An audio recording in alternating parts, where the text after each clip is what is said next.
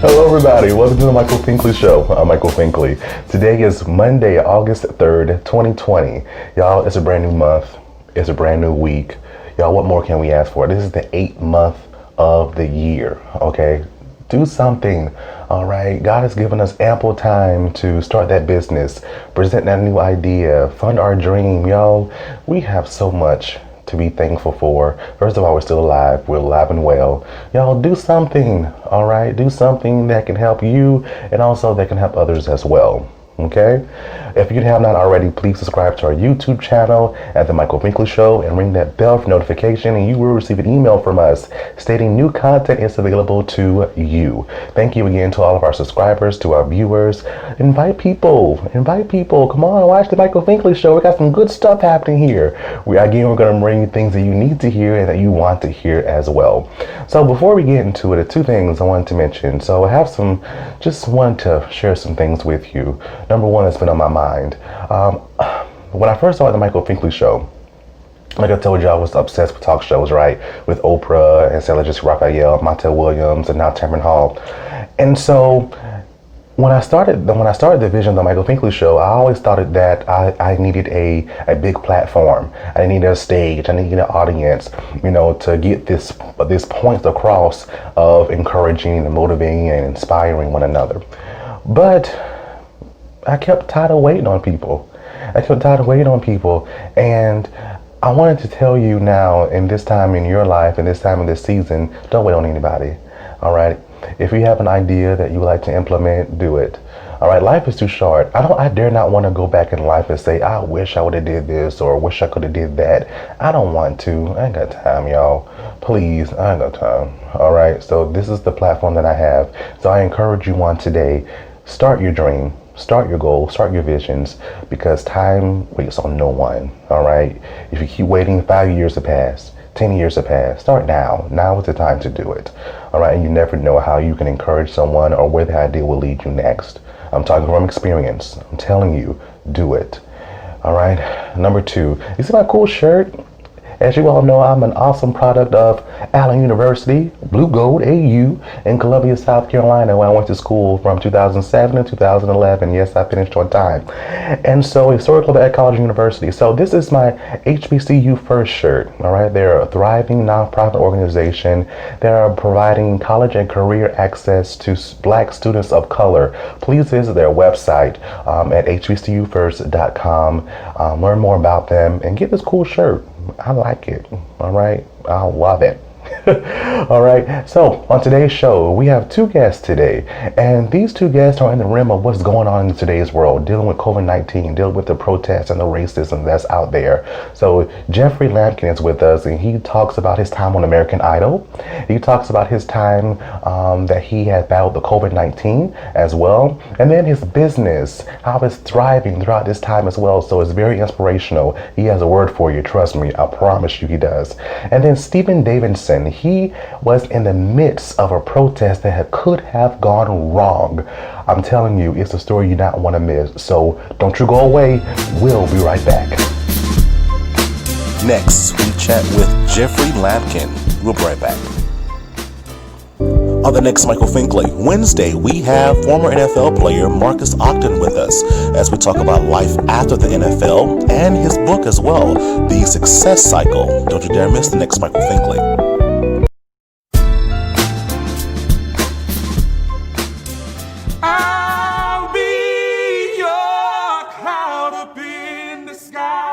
I'll be your shoulder when you cry. I hear your voices when you call me. I am your angel. And when all hope is gone, I'm here. No matter how far you are, I'm near. It makes no difference who you are. I am your angel.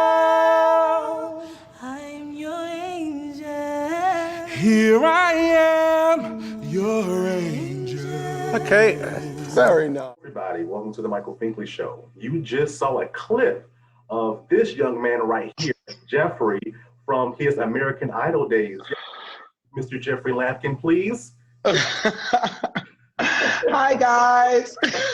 Why? You know, every time I look at that clip, I'm just like, what was I thinking?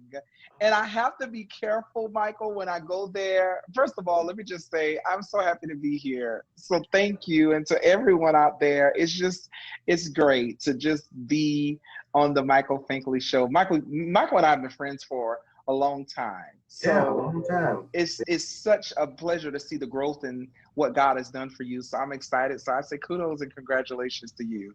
But every time I see that clip, I just am like, what was I thinking? How did it all start, though? How did it all start? You wanted to go on American Idol. It wasn't even American Idol. It was just the fact that I just loved music. I love singing, love music. And I saw the American Idol show and I found out that they were coming to Charleston. So it was like, you coming to Charleston, everybody in South Carolina was talking about it. Everybody was like, you know, they were going to audition and different things like that. And what's so crazy about it is so many people that I know, so many of my friends who to me can sing riddles around me. They auditioned and they didn't make it, but I was like the lone person. Like other people from South Carolina made it, but I was that lone Black person, part of the gospel delegation that actually made it onto American Idol. So it was like, oh my God, like it was such a surreal moment. But I understand God was doing what he was doing, and you know, he really, everything that he does perfectly.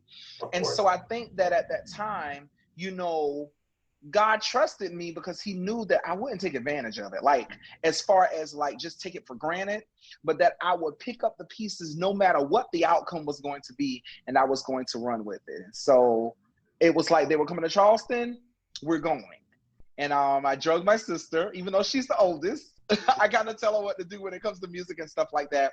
And so I drug her, and I remember that clip was us actually in Hollywood and over on the West Coast. But there are a lot of pre-auditions before that time. And the day in Charleston, it was at the North Charleston Coliseum. We had to stand outside. That was the day that I actually had the original tie on my head going into the auditorium. And from there, went into the auditorium, and I'll never forget this as long as I live. There were thousands upon thousands of people in that auditorium, and I'll never forget it. The song that I actually sung that day was Gloria Gaynor's I Will Survive. Okay. And Michael, the way that they had it set up is that you're kind of in pods, so everybody is going one after the other. They're separated. They're all separated. Everybody's singing at the same time. But no joke, when I begin to sing, the volume in the auditorium came down. People stopped. Other judges stopped. They walked out to see, who is this? What is going on? No joke. And it was as if my voice, God moment, floated above everything that was going on. It was surreal. So yeah, American Idol. Even though I look at those clips and I'm like, what was I thinking? I often really do say, thank you, God, for making me who I am. Because it has helped me to embrace, you know, God has made each of us unique. He's made each of us different. And it's a disrespect to God when you tell God, I don't like this about me, I don't like that about me, because God made you. So you got to be like, you know what, God, you made me. So something about me is what you needed in this world. Now I got to figure that part out. But something about me is what you needed in this world. So yeah, American Idol. I'm grateful for. I love it. Oh, wow. And then it opened up so many doors for you, didn't it? Yeah, it really did. That's how television came. Yeah, that's how television came about. So it really opened the doors for me. And here's the thing, you know, the doors can open and people can knock, but if you don't answer the call, then you're not going to be able to do what it is that you need to do. And I want to encourage all of your viewers right now. Let me share this with you, that the doors can be open, you can have access, but you have to do the work. I had work that I had to do. So what do you mean, Jeffrey? So Fox reached out to me about doing an interview. It was just simply an interview. But anytime you go to do something, be of excellence and be you.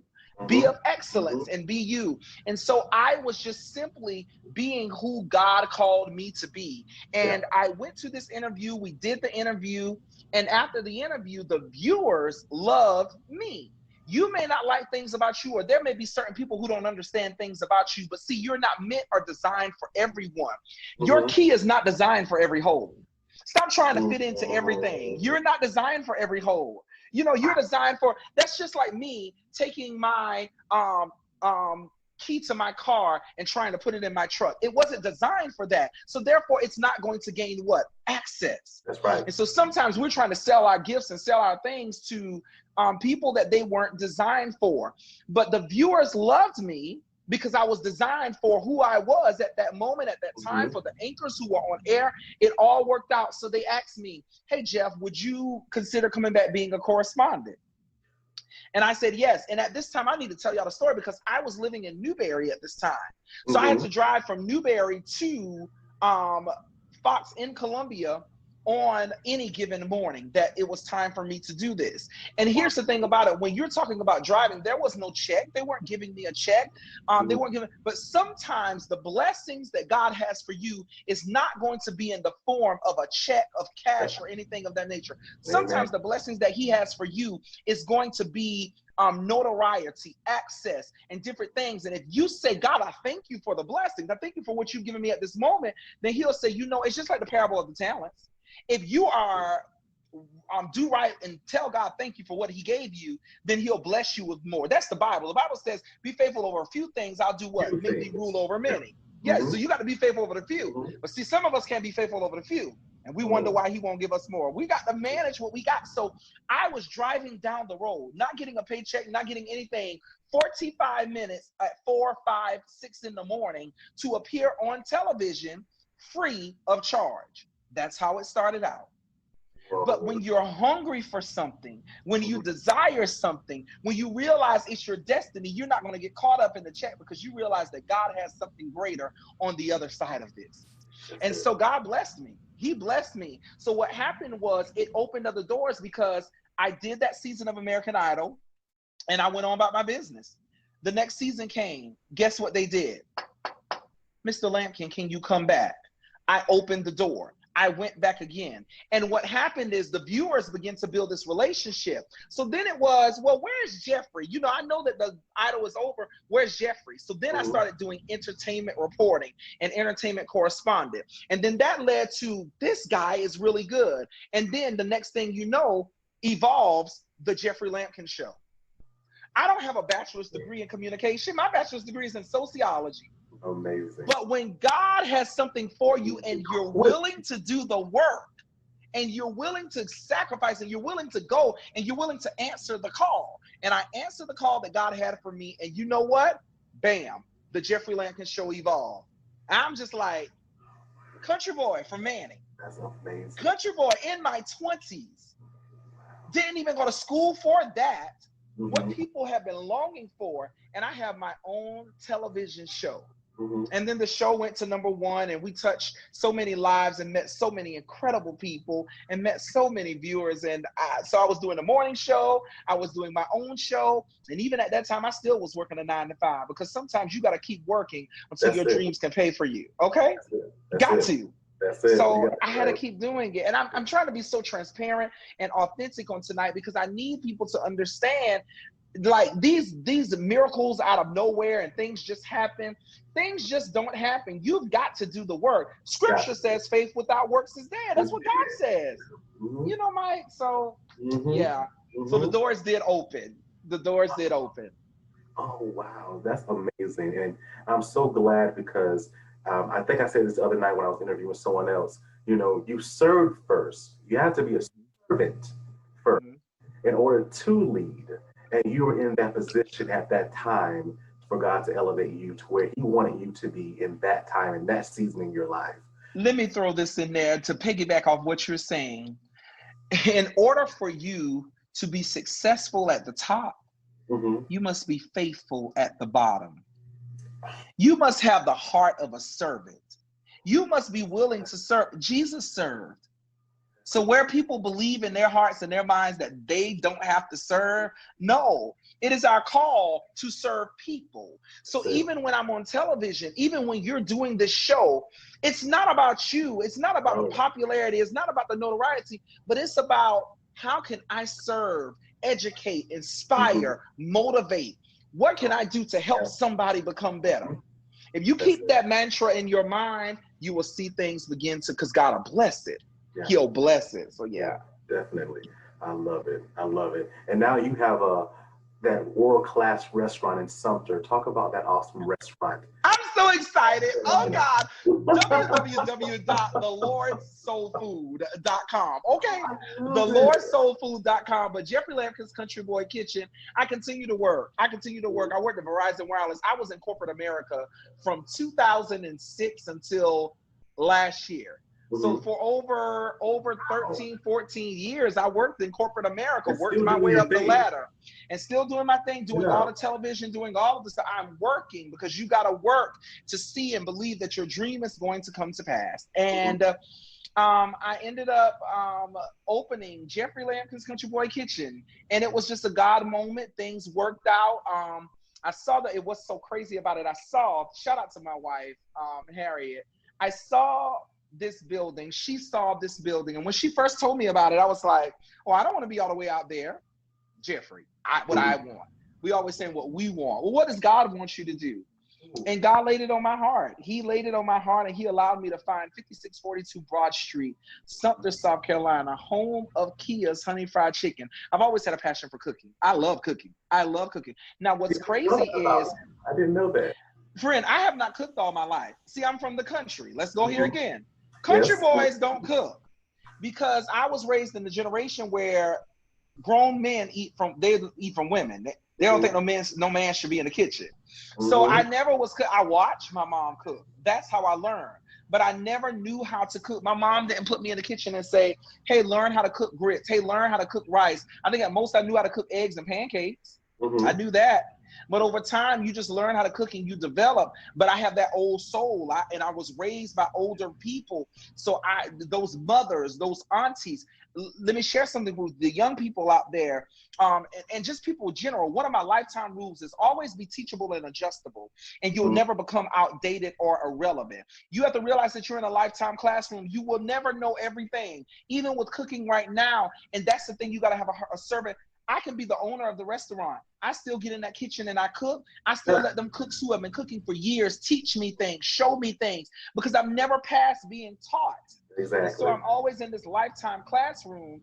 But Jeffrey Lampkin's Country Boy Kitchen, home of Kia's Honey Fried Chicken. The Kia's Honey Fried Chicken came about because I've always had amazing fried chicken. But one of my young friends, she's a doctor now. I love her, Dr. Rakia Faulkner, and she was at the house studying for boards, and she said, you should add some honey to this chicken. I said, let me make a sauce real quick. I brewed up a sauce in there real quick. Baby, that was all she wrote. And these people, them saints come in there for that glory to God, that honey fried chicken. I promise you, if you never tasted those soul-saving greens, and again, be authentically who you are. I'm a church boy who loves the Lord. I love the Lord. I love people. I love the Lord. I love his people. So on my menu is soul-saving greens, miracle mac and cheese, Kia's honey fried chicken, holy hamburgers. Why? Because that's who I am, and I don't get away from it. I'm not going to change I've been thinking about something lately, and I might get stoned for saying this, but I've been thinking about something lately, Mike, because with all of the Black Lives Matter and the things and all of this stuff going on, I love everybody. I love white people, I love black people, I love Mexican, I love Latinos. But one of the things I begin to realize is, why am I pushing to break into barriers and have seats at tables where people don't want me there? If you don't want me there, why am I trying to, let me go ahead and create my own table over here. Let me serve those who desire my product. We're always trying to get, access to somewhere. Let me go ahead and build this, and then you will come. If you build it, they will come. If you dream it and you will do the work, it will manifest. But you've got to build that thing. And so it came to a place where I'm like, okay, you know what? I really want this Jeffrey Lampkin's Country Boy Kitchen. And I did the work. My wife was right there. She pushed me. This is the importance of marrying somebody who is like-minded with you, who will push you, who will take you to another level. Because oftentimes what ends up happening is we get to a place where we're like, I just want you to love me and different things like that. No, I want someone that is not going to accept mediocrity from me. I need you to push me, see where I'm lacking, tell me, and I might get mad at you, but you love me in spite of it. We're going to keep pushing. Iron sharpens iron. That's what it does. And so thank God for my wife. I thank God for, but this is the point of living a God-led life, listening to God, understanding that your thinking is not his thinking, your ways are not his ways. So Jeffrey Lampkin's Country Boy Kitchen, www.thelordsoulfood.com. We just celebrated our 1-year anniversary back in June. And at that time, yes, God is so faithful. And not only that, he blew my mind because we're in the midst of a pandemic. But let me tell you something, God is providing favor and famine. So Mike, do you know that I opened a food truck in the midst of a pandemic, a national pandemic? I'm gonna need you to God talk has about made a way. I didn't know that. Yes, the food truck is here. Oh So my gosh. CBK on the go. And it's so crazy, but June 13th was when we introduced the food truck to the world and did the and did everything. And the reason you probably haven't heard about it was because since then I got sick. Right. I got sick. We're in the midst of a pandemic. God has been covering. He has been blessing. But I ended up being diagnosed with COVID-19, the coronavirus, in the midst of the pandemic. So that slowed down the food truck, which is why you didn't hear about it. But we're almost like fully operating. But I got the food truck. We're moving. God is faithful. God is faithful. Wow, that is amazing. And yeah, it's amazing because you don't hear the positivity within this season of COVID, right? You hear all the deaths and things, but people are overcoming. People are God is doing it. You're one of those people. So how did you feel when you found out that I have it? I have the COVID-19. You start telling yourself I don't have it. You're like, I kept telling myself this is a sinus infection. I have a sinus infection. This is what this is. I have a sinus infection. So I was really like believing I had a sinus infection.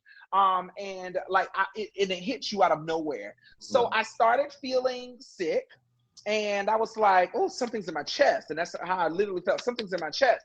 And then as time went on, that was that Friday, feeling something in my chest. Saturday, I just feel achy. I went to Starbucks, about to give y'all a plug, Starbucks, but that medicine ball is a blessing. Glory to God.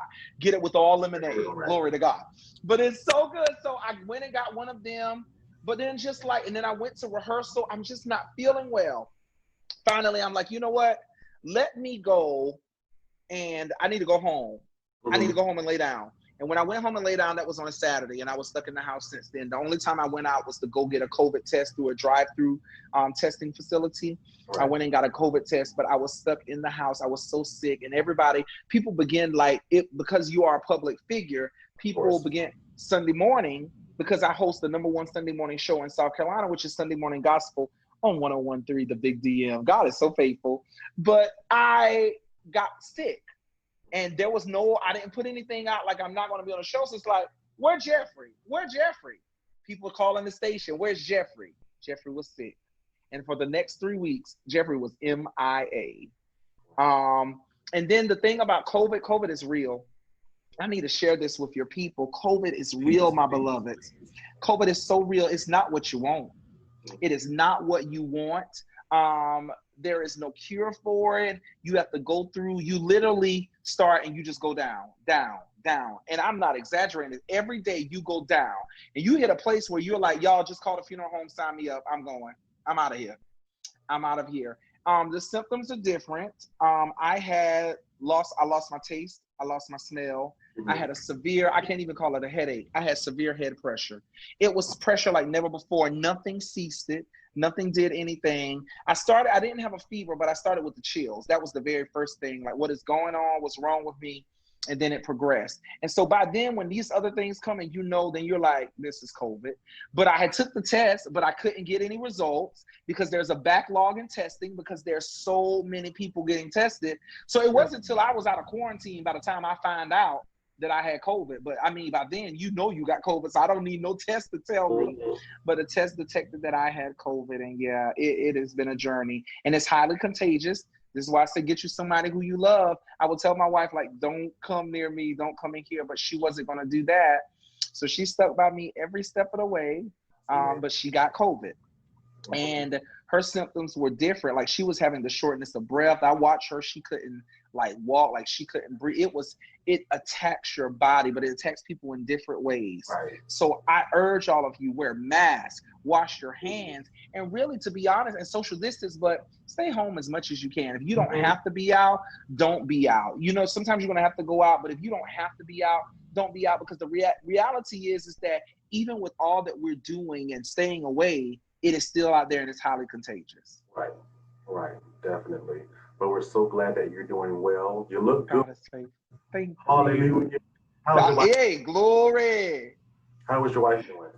She's doing much better. She is doing much better. She's back. So we're back to living life. The Jeffrey Lampkin, the restaurant, Jeffrey Lampkin's Country Boy Kitchen. She's at the Lampkin Law Firm, 15 South Main Street in Sumter, South Carolina. She does that, as well as she is the executive director for legal for Charlotte Housing Authority. So she's doing multiple hats, and we got the foundations and so many different things that we're doing. We do. God is faithful. And even in the midst of that, I tell people, you know, like we do these things just to give back. You know, in the midst of the pandemic, we fed 900 families, 900 people, free. I saw that. Free. Yeah. It's about, because it's not about you. It's about ministering to others. Because here's the thing. You may be going through, but believe that there's someone who's worse off than you. So you've got to thank God for your trials. Thank God for yours. I thank God every day for what I deal with, because it's mine. And I'd rather this than to deal with some of the stuff that I see people dealing with. So God, thank you. Thank you. Definitely. Jeffrey, I love to end segments off with encouragement. We need as much as we can now, especially in this time and this day. So what would you say to someone that's just, you know, they're just going through and just feel like giving up in this season right now? I'm going to tell you not to give up. You're giving up because you're listening to other people. You're giving up because you're listening to those voices and those things around you. You're giving up because you're listening inside of your head. Get out of your head. Mute the haters, mute the naysayers, mute those things. Proverbs 3 says, trust in the Lord with all thine heart. Lean not to thine own understanding, but in all thy ways acknowledge him, and he shall direct thy path. Let me tell you something, my Finkley fears. That's what I'm going to call y'all. My Finkley fears. Let me give you guys something today, and I want you to hear me clearly, and I want you to understand what I'm about to say. When God shouts action, there is no man or woman that can shout cut.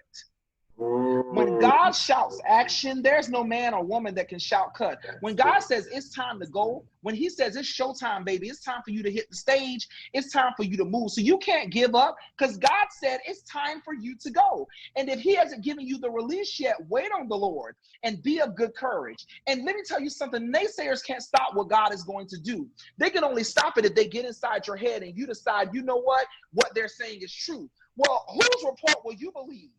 Listen, that's what I'm asking you today. Whose report will you believe? So I need you to trust God and know that God has never failed you. He wakes you up. He provides for you. Even in the midst of a pandemic, you still got a job. You're getting benefits. You're getting the things that you need. God is still making ways out of no ways. He's showing his hand of mercy to you. There is a purpose for you. So when God says action on the set and he releases you to go and act out that role that he's created you for in your life, baby, you need to get up. Put on your good clothes, put on your good garments, your girdles and your loins. You need to gather them up, make yourself look like the king or the queen that God has called you to be. And you need to step out and you need to say, you know what? I'm going to make this happen. And people will be on the sidelines yelling, cut, cut, but their cut won't have any power, because God is the greatest power. We shall not be defeated. Stay encouraged and know that the best is yet to come. Oh, I love action. I love it. Action. That's it. I love it. How can they find you on social media? Everything at Jeffrey Lampkin. I keep it simple. Everything at Jeffrey Lampkin. And even if you type in Jeffrey Lampkin, it'll lead you to Jeffrey Lampkin's Country Boy Kitchen. And any links that you need, even the website. The website is jeffreylampkin.com. Facebook is Jeffrey Lampkin. Instagram, Twitter, Jeffrey Lampkin. Everything is Jeffrey Lampkin, and anything will connect you to something else. The restaurant, Jeffrey Lampkin's Country Boy Kitchen. And if you just think about it, he loves the Lord. TheLordSoulFood.com. Ladies and gentlemen, Jeffrey Lampkin. Thank you for. God bless you guys. Love you so much. Thank you, Michael. Thank you for having me. Coming up, we chat with Mr. Steven Davidson. We'll be right back. The Finkley Experience is an education and consulting firm that specializes in first-generation education. We assist parents and their students with the college process. We train school administrators, and we also partner with colleges and universities to assist with their first-generation population. To learn more about our consulting firm and to purchase our book and workbook, please visit our website at thefinkleyexperience.com.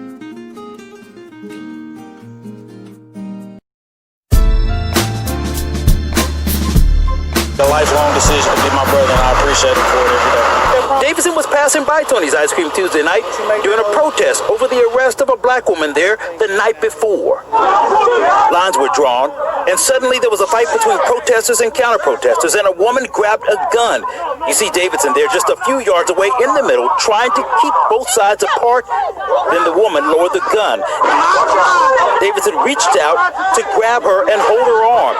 You can see him look back as another man steps in. When he got there, he said, "I got you." He stood up when a lot of people watched. You can see him there taking the gun from the woman and removing the bullets. You know, without him, he could have done worse.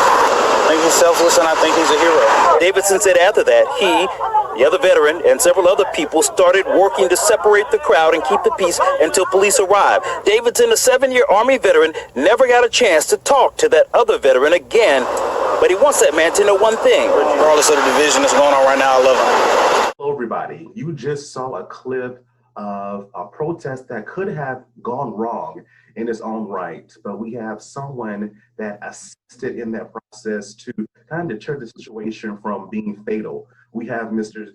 Steven Davidson with us. Steven, thank you for being with us today. Thank you for having me. You're welcome. Thank you. So take us back to that day. I know that there were a lot of things happening before you kind of intervened in your special way. Lydia, she was a patron at Tony's Ice Cream and arrested on the premises of what she was wearing, that Black Lives Matter. The protest began on that day. So the next day, you came into the picture. What happened? What are the events that happened on that next day? The next day was meant to be another peaceful protest.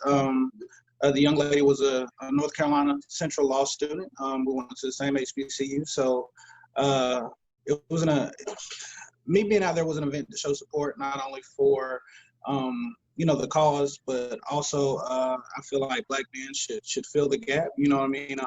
We should have a presence in these protests as well, especially when it comes to African American women being there, and any woman being there. And being on the front line, I feel like a man should be beside her just in case, the events that happen happens. But what happened is a small group of protesters did show up at Tony's that day. They were met by a group of, counter protesters that said they were there to make sure the establishment wasn't burned down or anything like that, which I do respect, especially right now in a time where small businesses are really taking a big hit because of COVID. The news clip you showed, it was about the connection that I shared with another veteran that was there. We actually started the conversation, started trying to break down the process of the differences, trying to establish the differences.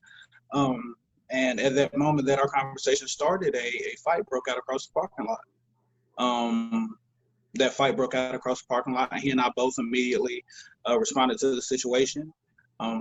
What we were trying to do is, like you said, de-escalate the situation, make sure no one got hurt. The lady that pulled the gun, her husband actually assaulted an African-American woman at that protest. Not only did he assault her, but he actually pulled a knife on everyone as well. And when he went over there, when I had my hand down pointing towards the ground, I was making sure that he was okay, not get beat on. But he's down, he's detained, and that's when his wife jumped out of the truck and she pulled a gun.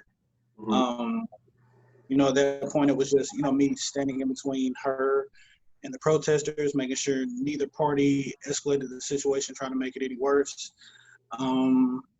I've gotten flack about it from both sides, but it's somebody told me that God puts you in places for a reason, and I believe that I was there that day for a reason. Exactly. Yes, sir. How did you feel? A gun was aimed in your direction. How did you feel at that moment when you saw it? They're peaceful. I'm at peace. You make a decision to get in front of the gun. You make a decision to stand in front of the knife. You make a decision to stand up. And if you're not at peace with that decision, things can go crazy. And I was at peace with the decision then. I'm at peace with the decision now. Again, there's always a greater purpose, and I was there to serve it that day. Gotcha. Awesome. And you're a veteran. Thank you so much for your service, and the other fellow veteran as well. Did you all actually meet up afterwards and actually have that conversation? We did. We had dinner at his house. We had dinner at his house on Wednesday night. And we did. We had that conversation. Everything. It's funny that protester actually went to fight for Black Lives Matter in Raleigh, North Carolina, a month before that. And, he was talking about the stigmas that are carried because of skin color and because of, just, how you look, how you talk. Mm-hmm. And we talked about just the importance of communicating through our issues. Like with that situation, it could have went totally left. If me and him never spoke, and he thought that I was a protester that hurt him, and I thought the same thing, we could have wound up fighting. And it could have went all the way left. And in times like this, I really want to express that people like you, Mr. Finkley, people in the media, people with any kind of platform should express the need for conversation, because I'm learning through this process that right now both sides can't agree on anything because both sides don't really truly understand where they're coming from. I've never lived the life as anything other than an African American man. Mm-hmm. And an individual from another demographic be the same way. They've never lived outside of who they are. And to truly want to embrace and truly want to get to the point where we understand where each other are coming from will be a major step in the right direction. When communication is key, we can't exactly if we don't communicate. Awesome. Are protests still happening? Protests are still happening. Protests are still happening over that. Gastonia has a really big issue right now with a Confederate statue being in front of the courthouse. Mm-hmm. That is actually, I think, is going to state for voting, but people are still protesting. People are still voicing their opinion on, why it should stay, why it should go away. So both sides are still out there. Tony's has died down. We have come to a unified agreement, and we've, apologies have been made on both sides, and we're actually planning some things. Our brother Martino Bryce is planning a Guns Down, Water Balloons Up event in Gastonia. Just not only to establish some unity, establish some peace, but also, have some fun and show kids that we can get together and do some things. Definitely. Yes, sir. Yes. Always have to keep moving forward in a positive manner. Exactly. Encouraging words, Steven. What else do you want the viewers to know about this Black Lives Matter movement, the protests, just to kind of just keep things in a positive light as change needs to be made? Change does need to be made. So, going forward, whether it's, any sort of protest, I don't want to key in on the Black Lives Matter protest because there's so many different small battles that we are fighting right now. Mm-hmm. So with any protest, again, conversation is key. Do it respectfully, do it passionately, do it from a point of knowledge. Do it from a point of knowledge and understanding, because there's really no point of progression unless we do it from a positive standpoint. You know, Martin Luther King and Malcolm X spent their careers not going at war with one another, but allowing their audiences to believe that they were going to war with one another. And if we can break down those differences in public and on the forefront, then the world is going to open up for us in ways that we could never imagine. So, you know, unity and communication is key. It's key. It's definitely key. Thank you, Stephen, for your words. Thank you for stepping up to the plate and just being who you are in this movement. Thank you so much for being on. Thank you. Thank you for everything you've done. Thank you for, you know, showing the community growth. Thank you for showing the community your presence. And thank you for allowing a platform for people to show that there is a difference in our community. So I do appreciate you as well, sir. Thank you.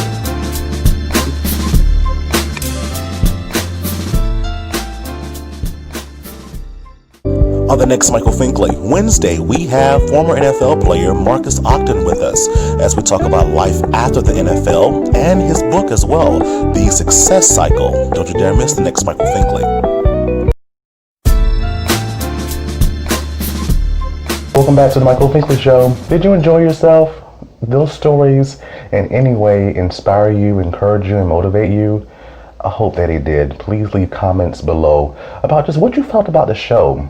They both had amazing stories, again, dealing with the topics of today.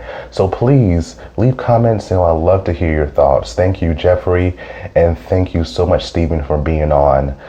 We wish you Godspeed in your endeavors, and just continue to be that light that people need in this day and time, a positive light in this day and time. Thank you so much.